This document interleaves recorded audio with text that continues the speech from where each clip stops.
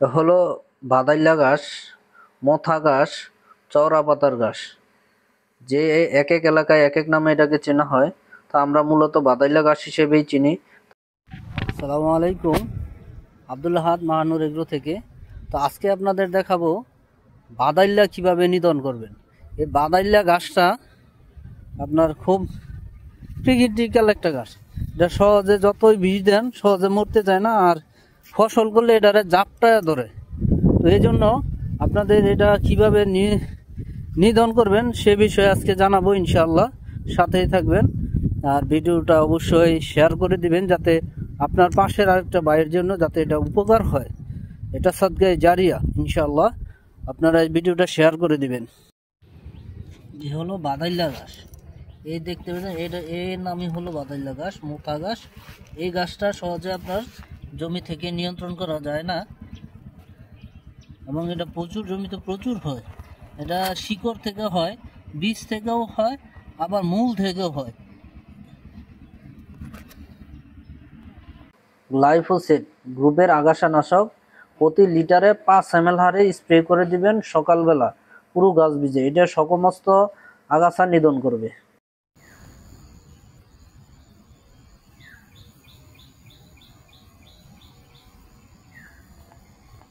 জমিতে আমরা বাদাইল্লা ঘাসের ওষুধ দিয়েছিলাম। তো এই যে বাদাইল্লা গাছগুলি দেখতেছেন, এটা প্রচুর বাদাইল্লা গাছ ছিল। এই দেখেন বাদাইল্লা গাছগুলোকে আমি কিভাবে মরে গেছে, মরে এগুলি মজে গেছে।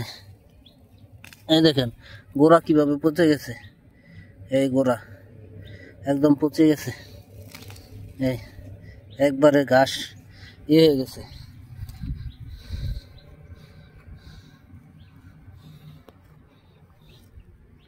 এটা আস্তে আস্তে মারা যাবে ইনশাল্লাহ, এই ঘাস থাকবে না। আমরা অল্প কিছুদিন হয় এটা দিছি, তো আজকে রিভিউ দেখাইলাম। পুরা জমি যে দেখেন, পুরা জমি সাফ। এই পুরা জমিটার মাঝে বাদাইল্লা ভরা ছিল,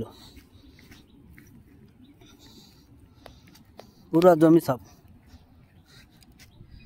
দেখতে পাচ্ছেন সব গাছ শেষ। এই যে বাদাইল্লা ওষুধ দেওয়ার পরে এই অবস্থা, টান দিলে ছিঁড়ে যাচ্ছে, আর ওইটা তো পচে গেছে, তো এই জন্য আর আসতেছে না। এই দেখেন গোড়া থেকে কিভাবে পচে গেছে।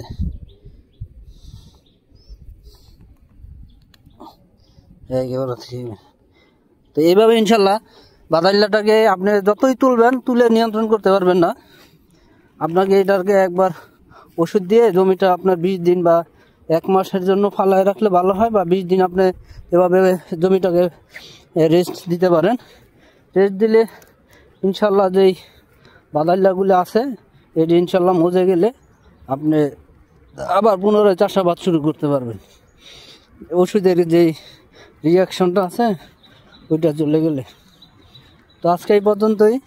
ইনশাল্লাহ আপনারা সুস্থ থাকবেন, ভালো থাকবেন, আমাদের জন্য দোয়া করবেন, এবং জেনে বুঝে কৃষি কাজ করবেন। কৃষি সেক্টরটা এখন এমন হয়ে গেছে যে আপনি যদি জেনে বুঝে করতে না পারেন, তাহলে যাতে আপনার লস হবে। আর কৃষি